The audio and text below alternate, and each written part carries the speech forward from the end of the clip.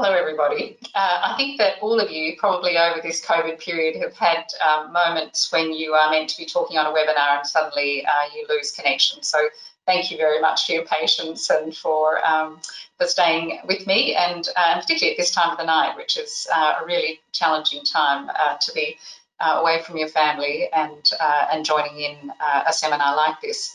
I'd also like to acknowledge the Fathering Project for giving us an opportunity to share a lot of the research that we've been doing, particularly over the last 14 years, since 2006, when we first saw children telling us that they were being bullied through their phone, which at the time we thought that's really interesting. And ever since then, our research team has had 11 large studies that I'm going to condense into less than 30 minutes to try and show you some of the evidence that we think is most helpful to parents who are trying to support their children in this environment.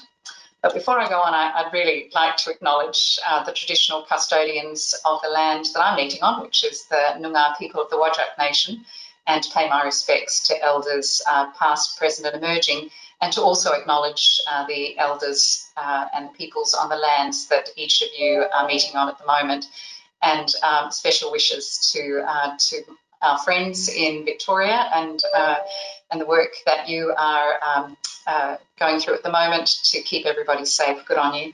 And I have a special friend in New South Wales who also is in quarantine, and I send my warmest wishes to Beck as well.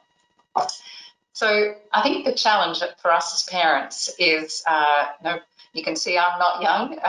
You and I have probably been around in a time where we didn't have computers giving us the kinds of information that we might typically need. So if our children were to send us a text message that had any one of these symbols within it, would we be able to adequately translate that? Would we know if they were telling us good news or bad news? And I just wonder for a moment, if you looked at those symbols, how many of them you could translate accurately, and what you might do if somebody sent you these images. Would you be happy or otherwise? And I think for parents, we know there's lots of places that we can get information online, and in particular, there's a site that will translate this information for you and enable you to be able to work through this so that you could understand what that message was about and what it was that they were telling you that they were experiencing at the time. And perhaps if you look at them carefully, you can see that possibly they make sense with the explanations that are provided to the side. So I think our challenge is how do we help to protect our children in an online environment, but not make that our only goal when we are spending time with our children and their technology. We need to deeply understand what our children are doing, what devices they're doing it on, who they're interacting with, what kinds of content they're engaged in, and how we can help them to remain private. We don't want a future for them where all of their secrets are known to everyone around them. And this is particularly important for children in early years and through the primary years. And I know that there are many people who are joining the webinar tonight who have children who are primary school age. And I promise this is the only slide that I'll show where there's lots of graphics and numbers. But when we think about our children's brain development and these optimal windows, the brain never stops developing, of course. Lots of people say, we've only got so many years to really capitalise on this. That's not entirely true. We have many years. It's just harder when children get older. But that period of massive growth, as you can see in this slide, is typically before about 3 years of age. So when you look at language development and sensory development, and particularly the higher order cognitive function, which is the last part of our brain develops from the back and forward, that is even starting to decline around 4 and 5 years of age in terms of its overall potential. So when we think about if we add technology into those early years, what kind of an impact does that have on children's brain development? How does it enhance their brain development, and potentially how might it harm it? And I'd like to argue tonight that there's both that occurs, and as parents, it's our job to work out how we can make the most of technology so that we are exploiting its benefits for our children and for ourselves, while at the same time minimising any harm that children might experience as they're using it. And when we think about that, what's our role? We could just let children use technology and maybe rely on schools and other agencies to support that. But I think we have a responsibility, and I know I'm singing to the choir here, because you wouldn't be on tonight if you didn't think it was important to understand the issues that you most need to support your children. And I couldn't express that better than if we strengthen parents, then we strengthen children, and it's critical that we have that knowledge and understanding. And then I guess the easy way to respond to technology, and perhaps the way that many schools are responding at the moment, is to just ban technology. And that's one action that could be taken.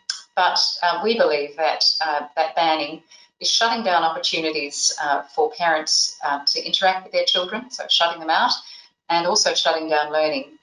If we wanted our children to learn anything, and certainly something that we might not want them to use, but it's still in their environment, if we just banned them from having access to it, would that be enough to protect them? We know there's lots of time they're not with us, and perhaps if it's something exciting, which for children we know that technology has really become part of their body in terms of their want to be engaged with it, we need to be on top of it and giving our children as much advice as we can and support to use it effectively and in ways that will protect them.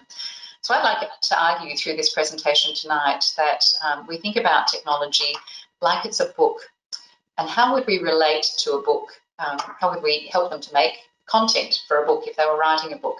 How would we enhance their contact with it so that they can get the best of what a book might offer, while at the same time not spending their entire life reading a book, because that's not enough for children to develop fully.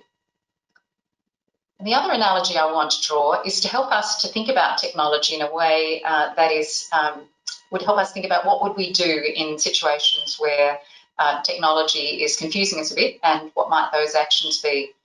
And I've done that by drawing the analogy that what if technology was a swimming pool? So if you think about a swimming pool, it's obviously a really fun place. Our kids can have sensational time around a pool, but we know it's inherently dangerous if children aren't adequately skilled to really help them survive and enjoy that environment.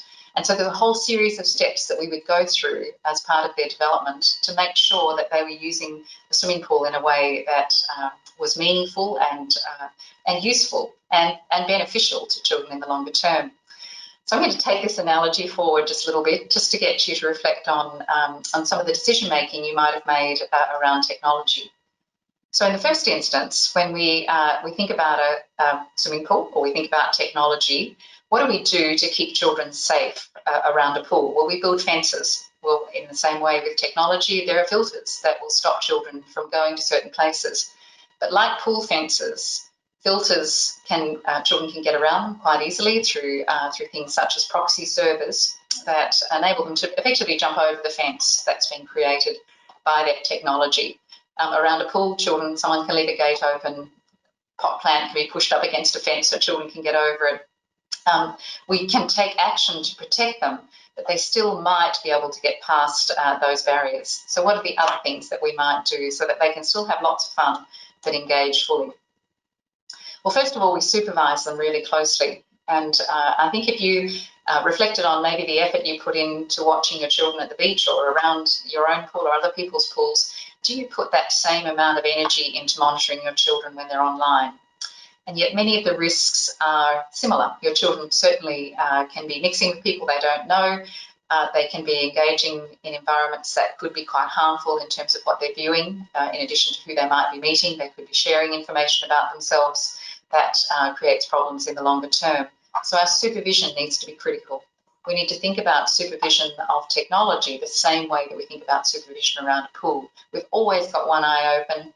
The technology is near us. We can see the screen, so wherever it's positioned, perhaps you have it in a family area or areas that you're in, you are able to understand noises. For example, if your children are suddenly hitting the keyboard very harshly, that might suggest that there's something going on online that you might want to have a conversation with them later.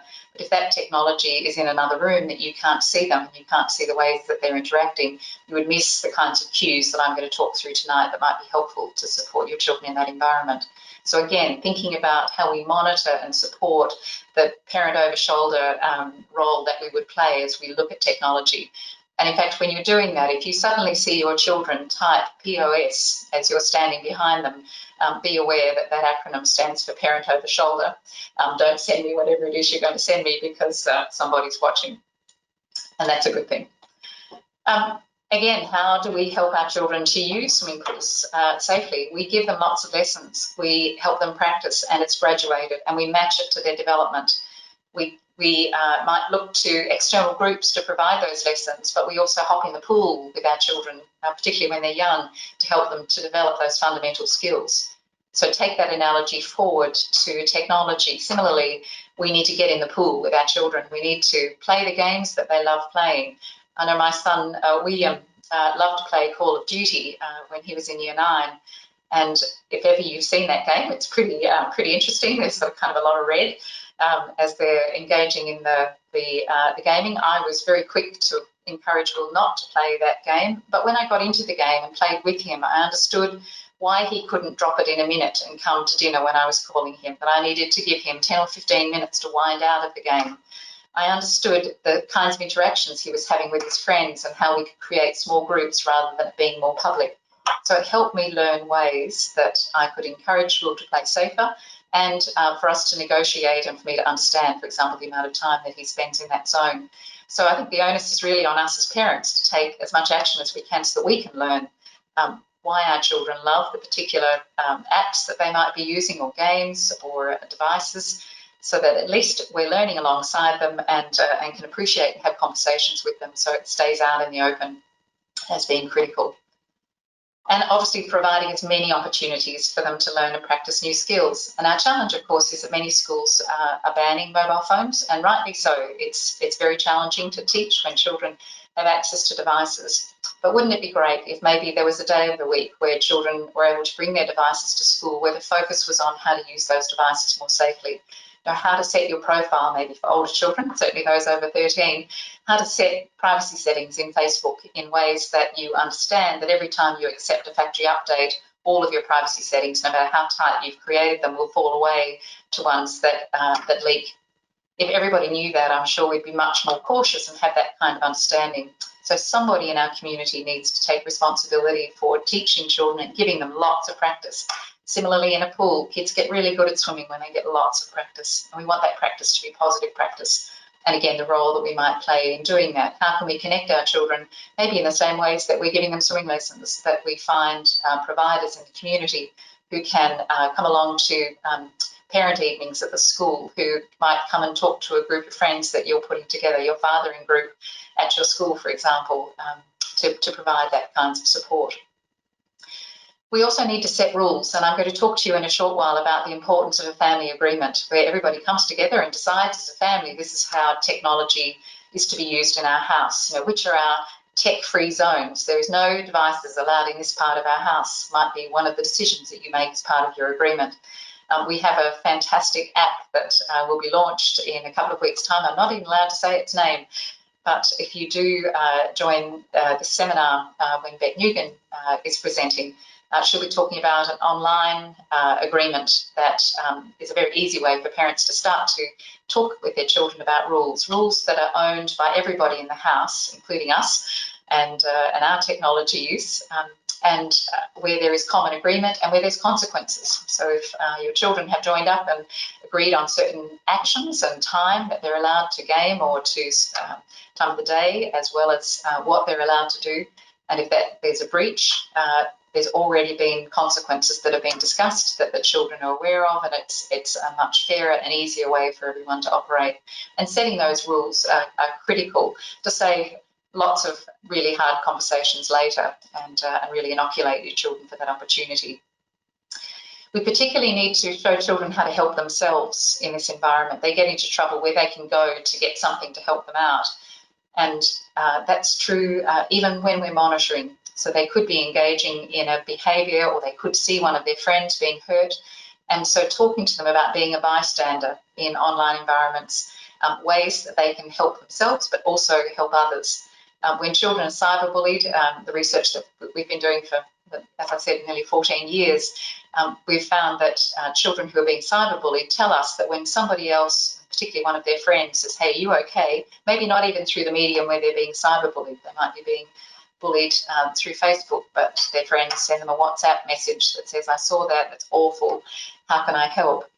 Is really critical to children feeling supported. And it's a much easier way to support their friends in an online environment than it is in a face-to-face situation like that. So having those conversations about ways to help themselves and to help others are really critical.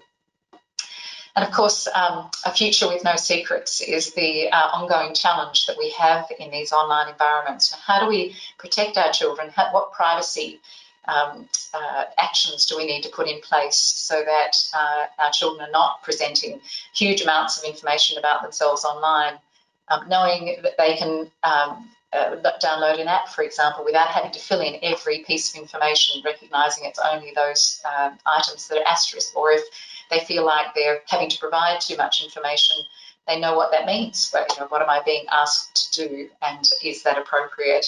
Your rules, your conversations are obviously really important to protect your children's privacy over time and to protect your family's privacy. And again, I'll use some examples in a few moments about some of the actions that you can take to do that.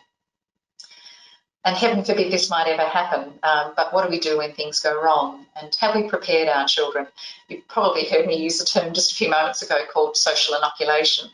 And social inoculation is really about running scenarios with your children, maybe in the same way that you're doing in your workplace at the moment, preparing for COVID, thinking about what might happen, and here are some steps that you could take.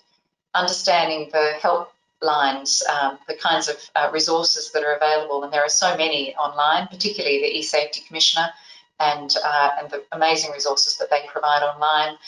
The app that I mentioned earlier, again, provides some really extraordinary places that you can go as a parent, or even for children to go to get help or to help their friends should the need arise. And of course, last but not least, what are we modelling in that environment? If we're setting rules in our family about no devices at dinner time, if that's what the family rule is, then we have to be attentive to that as well. We know that what we do is much more important than what we say, and so being really mindful, really conscious of the ways that we're engaging in technology is critical. So our use and the ways that we use technology needs to be considered really deeply. And when you think back to that earlier slide where I talked about the huge amounts of neural development that happen in those first 3 years, where attachment is critical, think about the brain developing from the back forward. Those early levels of brain development are very much about the ways that we interact with our children. And there's a real risk that our own use of technology can be disrupting our children's development because they're not getting the levels of interaction that they need to establish that fundamental brain strength. And that comes from attachment, it comes from play, it comes from them hearing lots of language, interacting with others, and of course learning how to regulate their emotions by watching how we do that. So if we're silent and if we're engaged, we're not looking at them, we're not encouraging them to play by playing ourselves, we're really limiting the neural development that our children have at this age. So as much as we think about our kids' use, we need to be very conscious of the ways that we use technology so that we're enhancing our children's outcomes. And when we think about that, it's important to imagine the screen, whatever the device is that they're using, to be, and how do we get the best out of it, is to imagine that it's a window, a mirror, or a magnifying glass. And I'll explain what I mean by this in a moment. So if a device, and the way that you would want to use a device with children to get the best out of it, how do we build a really responsible digital citizen? How do we make them feel confident in their technology use and use it in ways that are really helping their neural development rather than maybe causing harm? And you think of a window as being a place that children might look out to see the world. So a device is incredibly valuable for children. They may never see an elephant in real life, but that window of the device enables them to learn lots about it and see an elephant move, as is so important. Of course, they can see it on television as well. But the use of a device to be able to search around their interest level. And if you think of it as a mirror, I use a mirror to understand who I am and what I do. Again, a digital device enables children to really build their identity in a lot of very positive ways, as well as some negative ways, that they are learning things about themselves. My son, for example, he loves to surf, and so he searches a lot about, you know, people who surf, places to surf. He can really help understanding self and aspects around that through his learning in that online environment. And of course, all of us have been in a discussion, I'm sure, with our own technology where someone said, you know, how big is the Earth? You know, what is the distance around the Earth at the equator? Whereby nobody really knows the answer, but being able to search it straight away and the opportunity we have to kind of learn in the moment much better than we've ever had before. So really using our screen as a magnifying glass to kind of look deeply down into to questions that we can get benefit from. So there are lots of good things about screens before we start to consider some of the things that could be harmful. And when we think about screen time, a lot of people say, well, all I need to do is to set a time limit for my children. And there are lots of recommendations. And you can see some recommendations here that are the most commonly used, which are the recommendations from the American Academy of Pediatrics. And there are recommendations about for children under 5 that it's no more than an hour a day, and for children under 2 that they should have no time with a screen where they are alone. It should always be with an adult. And for children older than 5, a limit of 2 hours maximum, are all very arbitrary because it depends on what children are doing. If they are just sitting there and doing something that is very mindless and not encouraging them, not using it as a window or a mirror or a magnifying glass, then 1 hour is certainly more than enough. But if that 1 hour for your children, if they're 5 years old, where they're sitting on your lap and you're talking to them about a story that they're looking at, or it's something that they're engaging in with you where there's quality learning, looking at time only is not enough. So when you're setting your rules around technology use, it's important to look at screen use. How is it being used? What's the quality of the work that we're doing with our children in that environment, and maybe less arbitrary about the amount of time, the quantity that we might suggest. And of course, giving children really clear boundaries, and this agreement that I talked to you about before, establishing that in your family, putting it on your fridge. With my daughter Sarah, she was keen to tell me that every other 12-year-old in Australia had a phone except her, and that I was terribly mean for not allowing her to have one. So when she was eventually old enough, in my opinion, to have a phone, and we negotiated her having a phone, it was a terrific time to talk to her about, well, what should the rules be? What would you like the rules to be? What would I like the rules to be? What are our family rules? And us coming together and suggesting and having a look at what each other thinks is important. I have to add, by the way, she wanted that phone so badly that her rules were about 5 times harsher than mine. And of course, I saw hers and immediately said, they sound terrific, on the fridge, let's go and get a phone. Years later, she told me that she thought I might have exploited her enthusiasm for getting that technology. But establishing those clear boundaries early are really important, and having that up for show so that it can be referred to, it saves a lot of arguments later around what are those boundaries. And as I've said here, if you know where the edges are, you can run to the edges, and that gives you a chance to be safe through the boundaries that have been created in association with your family. And we know there's lots of harms physically of children spending large amounts of time online. In fact, there's a rule that's called the 20-20-20-20 rule, that every 20 minutes you should get up and move, ideally for at least 20 minutes, or take a break that enables you to look away at least to something at least 20 metres away, so that you are using different eye muscles which need to be stretched the same way that any muscles do, where we might be just focused on a screen. And of course, this 20-20-20 rule is taking a break every 20 minutes, moving around, obviously looking at other sites, and of course having conversations ideally as part of that process. So posture is critical in the places that young people are using technology. Are they getting some fine motor skills through their interaction with technology? Possibly. We can talk some more about that in a moment. Physical activity is obviously important. A big issue, which we have really good evidence around now, is the impact of blue light from devices and how that can switch off the melatonin in our brain, which tells us it's time to sleep. So sleep hygiene, being really clear about no technology in the bedroom. That's just got to be one of the most important rules that we have in place. And of course, children often eating not so healthy foods while they're engaging with technology is another physical challenge that we've noticed in our research. So to close, I'd like to just quickly summarise what we think are 12 of the most important actions that we can take as parents to support our children's positive screen use. And obviously, each of these, there's much more information that you can gain from the app that will be talked about in a short while. So first up, as I've already mentioned, the importance of learning with your children. How much time do you spend when they're on their device and sitting beside them and interacting with them? Ask them to show you the sites that they love and talk about why they love those sites, so that you can have really positive and real conversations with them about their technology. It's a phenomenal time for you to learn as well. I know I've learned a lot more about use of technology as a result of my kids showing me stuff that I didn't know. It's really important as parents that we know where the privacy settings are, but even more important is that your children know where the privacy settings are. So in those moments when they're talking to you about the technology that they're using, ask them every time, show me where you would go if something happened online that wasn't right. You know, how do you get help on this site? And if they don't know where it is, then obviously it's a good time for both of you to look for it together. And of course, it's really important that they know and that they have that social inoculation for next time. The app that I keep mentioning has lots of information about how to set parental controls, but whatever game or device your children are using, if you needed to urgently know how to set parental controls, the eSafety Commissioner's website or many other websites, Common Sense Media is another excellent place to get advice to help you set those controls appropriately so that your children can remain as safe as possible when they're using that equipment. A tip that we've found has been really helpful in the research that we've done is to encourage parents to help their children to set up a Google alert.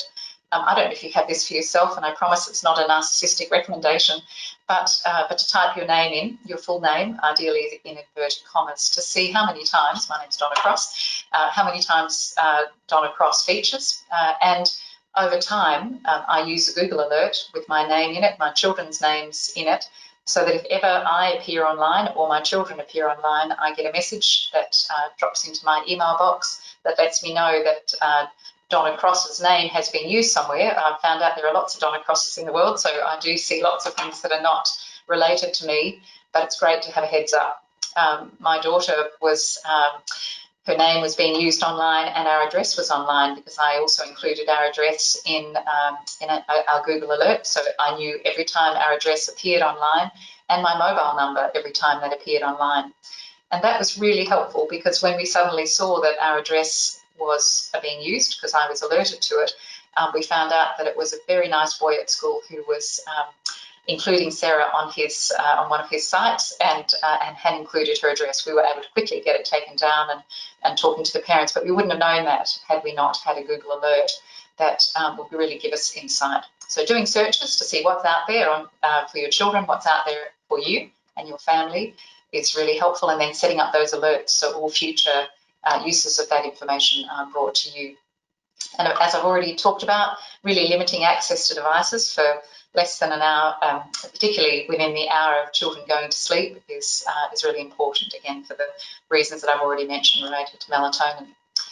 The next four, and there's only a few more and I'm finished, is the importance of obviously reducing access to devices, but also increasing the distance between the child and the device. So kind of, we use the phrase, no apps in laps. We need to have children as best you can manage in a place where they can establish good posture. And of course, when they're sitting in couches, it is certainly harming their posture. And if they're there for long periods of time, it can cause lots of difficulties. So it's a useful issue for you to be considering. And some tips around how you monitor children's screen access. I know in one of our studies, one of the parents talked about setting up tokens so that children through the day could earn 10 minutes of time on devices through engaging in different things. Maybe it's physical activity, maybe doing jobs around the house. And she used, as I've suggested here, the plastic milk top lids, and she wrote values of time on them. So this was a 5-minute token that children had earned in 10 minutes and so on. And when they used those, they were taken back and they had to earn them again. So finding really fun ways that your children can have access to technology, but in a way that's clearly limiting, and helping them to work out what's the best way that they want to spend their time online. I've talked already about setting profiles to private, and of course watching for updates when I referred to the situation with Facebook, when you might have established all of your profiles, and other sites are similar, where you have made them as tight as you can so that only very close friends or family may be seeing the content that you have. And maybe in your haste you accept updates without realising that if you accept those factory updates on many of those social networking sites, for example, all of your settings will drop back to factory settings and not stay as tight as you had them before. So regular checks to make sure that those profiles are as tight as they can be. And last but not least, it's important to consider turning off geotagging on your children's devices, and particularly their phone, because when they're taking photographs, maybe they've taken a photograph of their bedroom or your kitchen or something around your house and posted it online and been very careful to not include your address. That geotagging can help somebody who might be interested in where that photo was taken to gather that information. That's very easily turned off, and if you are not sure where the settings are on your phone, if you just search how to turn off geotagging, you can get some really good tips based on the phone that you're using or that your child's using, so that you can turn that particular function off, so that any images that your children are posting online don't carry information about where that photo was taken. The third last, and the one that always gets a smile, is to encourage your kids to treat their passwords really seriously. And we've suggested here, like your toothbrush. And the analogy we're drawing here is that if you gave your toothbrush to someone to use and they gave it back to you, the hope is that you wouldn't use it again yourself. And similarly, if your password is given out to someone, for children to understand that passwords are really valuable. In our research, we found that girls often told us that a way of showing the depth of their friendship to their friends is they would share passwords. Now, of course, your children are going to cyberbully these days. They don't bully through their own settings. They will bully through someone else's, so that no one can work out who's doing the bullying. So protecting passwords, having conversations with your children about the importance of their password and how precious it is, are critical conversations to have.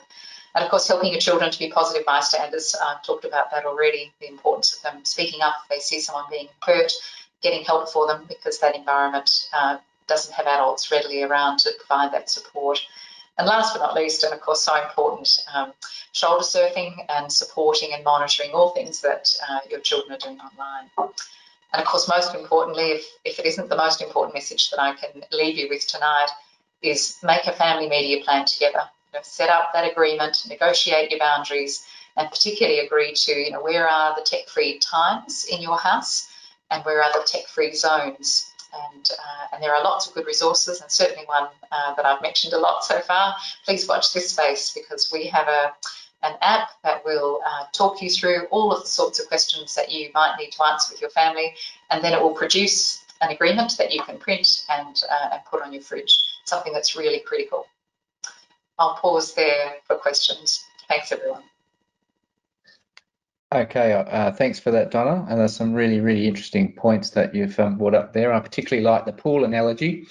Now, for the audience members that would like to ask questions, you'll see on the control panel, you should see a section in there that you can ask those questions. So we'll try and get to that if we have time. We already have a number of questions that the audience members have submitted. The first one I'd put to you, Donna, is from Justin. And Justin asks, we struggle with the conversation around switching technology off, I presume he means. Do you recommend something automated so there's no argument? Yes, and Justin, it's a great question, and as a parent, I would love just to have something automated where that happens. And of course, there are things that you can purchase that will turn off your children's devices, depending on the time that you want to do that. And that's obviously part of your family agreement, the time that you decide that all devices are stopped. The challenge is that we also need to talk to our children about why, because a really important part of their own development, particularly because when we think of primary school children, their neural development, the executive function, the kind of last part of their brain that develops, is the part where children are better at making decisions and are thinking through consequences. When they're very young, when we make maybe statements, I know I've said these to my children numerous times when they didn't have the neural capacity to do what I was suggesting. In fact, didn't you think about that before you did it? And the challenge is that they are not able to work it out. They are not able to think through the consequences with their current cognitive capacity. So as parents, we need to be talking them through that so that they learn it cognitively, so it becomes a memory rather than a process that they are not yet able to do. So teaching them to regulate themselves, to understand when time's up, to monitor, they've been on technology for an hour, it's time to have a break, setting up alarms so that when the bell rings they need to stop, are all really important strategies that help children to train, to regulate their own behaviour. And this, of course, has great transfer to other behaviours that they need to regulate also. Okay, fantastic. Right, the next question I have from the audience is from Ralston. And Ralston says, I accept we are in a digital era, but how do you keep the balance between talking to friends online and as a real person? I'm worried the real person relationship is changing and I'm not sure it's for the best. Yes, and Ralston, I agree with you. We have some preliminary data in our research that suggests that children are losing the ability to judge micro emotions when they're watching somebody else because they're not getting enough practice. And you think about maybe, certainly when I was growing up, my parents, when they were talking to other people, they were physically with them most of the time, and we had a phone attached to the wall, of course. But my parents went out a lot more. When they were catching up with a friend, they were catching up in person. So as a child growing up, I got to watch, and we all did, how my parents interacted with each other. And this understanding of how to interact is a skill that we all must learn. We're not naturally born with the ability to be able to interact.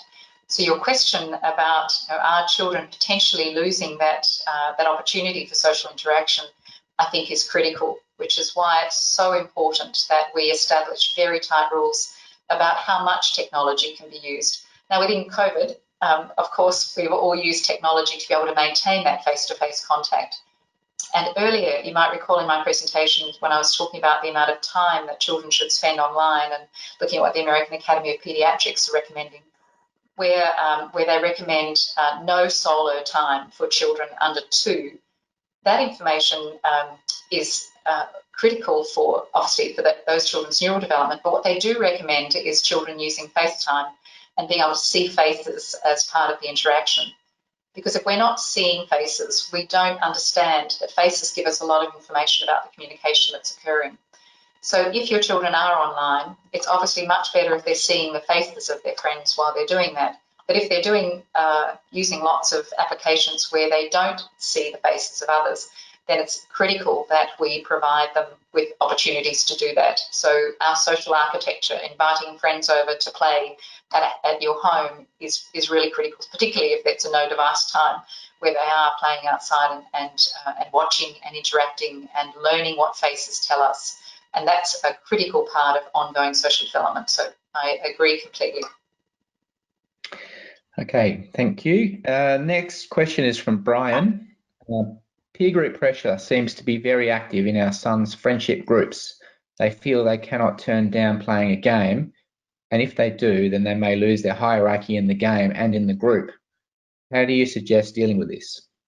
Yeah, Brian, that's very true, and you've obviously got a good understanding of gaming and how important your status is within the games that often your children are engaged in. One of the strategies that we found that was quite useful, that was suggested by a number of parents in one of our studies, was thinking about gaming the same way that we might think about planning a party with alcohol as our children get older. And many schools, for example, bring in parents to talk about what their rules are around alcohol and setting a common set of rules. So in a gaming analogy, if your children are playing a particular game where they say that they're playing with their friends at school, inviting those friends over or inviting parents to come together to say, well, look, what time are you letting your children game? And so that we can all have a set gaming time when and concurrently we're all coming off at that same time, so that your children aren't feeling the pressure to remain in that space because their friends have come on later and the game is going on and they might lose their status. So really engaging with multiple families as much as you can, and this can fall into the agreement that you might have with your children, but that negotiated time online with other games so that the peer pressure is somewhat contained is critical. Now, perhaps I'm hearing you say, Brian, well, my son plays with other people in that gaming environment. Maybe that's a rule that you build into your agreement. You can game, but it can only be with your friends, and we get your friends together and we talk about what's the best time where you're all on together, where you can all have a great time, but you know when your start and finish time might exist. Fantastic. All right. Potentially the last question is from Taylor. And Taylor says, during COVID, I've noticed our kids have become more hooked on social media, games, online schooling, and they're getting stiff legs. How do we as parents help our kids during this challenging time as they're doing more and more screen time than ever before? Yes. Yes, I couldn't agree more with your conclusion. We have a very large study that we're running in Western Australia. We have 30,000 children who've just completed a survey, and one of our questions was trying to find out how much screen time that they're engaged in and comparing that with non-COVID-19 times to see how much it's increased by, and the difference is astronomically concerning. And so I think, again, as parents, we need to think about what are the rules that we have around technology use. I saw one family sent me an example recently of a video that they'd taken of their children. They were fortunate enough to have a treadmill in their home, but they said that my kids have to position their iPad on the treadmill and just walk while they're engaging in it. So being creative about the ways that that you restrict the amount of time that you spend online. Even for us, I'm sure we all spend way too long on our emails before we are getting up and stretching, and really establishing the set amounts of time that they need to be online and offline is I think one of the most critical issues. And creating fun things for them to go to. I know for the people in Victoria at the moment, that's so much harder, limited to your backyard. But making the event, whatever the actions that is your promise. What do we do after a set time that we've put online? What's something positive that we have as a family? So I know I don't have a good solution during COVID. I think we're all scrambling to know what to do. I think the most important issue is that we are aware of it. Schools are certainly aware of it and trying to do as much as they can to help children not spend so much time online. But I think we have a huge responsibility to monitor as best we can, set really clear parameters. It might just be COVID time parameters that those rules change later, but being attentive to that is critical. Okay, fantastic. Thanks, Donna. Now, if we could just move on one slide, if you could, onto our contact details. If anybody has any further questions, you could go to the Fathering Project website at www.thefatheringproject.org. You can subscribe to the Fathering channel on the website. There's our phone number there, and of course you can email us. And if we just roll forward one more slide, really this is just about the upcoming things we have happening, the hashtag Best Dad Moment. So check out that on our website on 28th of August. So that's tomorrow. There's the Maggie Dent podcast. And Father's Day is coming up, and some other events there. So thanks once again, Donna. It's been a really informative session, and I've had a few comments here about just the number of tips that have come forward from this, and I found it really enjoyable myself as a parent, and we'd like to thank you from the Fathering Project for coming along, and thanks, of course, to our audience as well. Thank you. And thank you very much, Donna. On behalf of the Fathering Project, I'd just like to add in that we're very excited about the app that's coming up. So we look forward to hearing about that. I'm realizing that we've probably hit our 2020 mark and we probably all need to be moving around soon. But I think I join with the comments that we've learned so much tonight, particularly of how we can help our children during this challenging time. And we welcome you back again sometime in the future. It's been so insightful. For all of you that are getting ready for Father's Day, hashtag Best Dad Moments. We have had some amazing moments sent in to us, so please check out the gallery.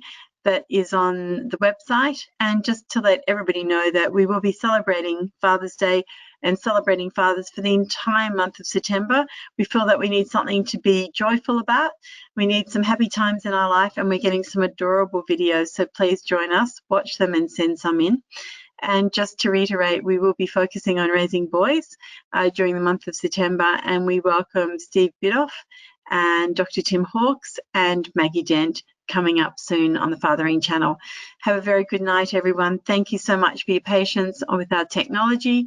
Wishing you all the best, Donna, for a good night and weekend.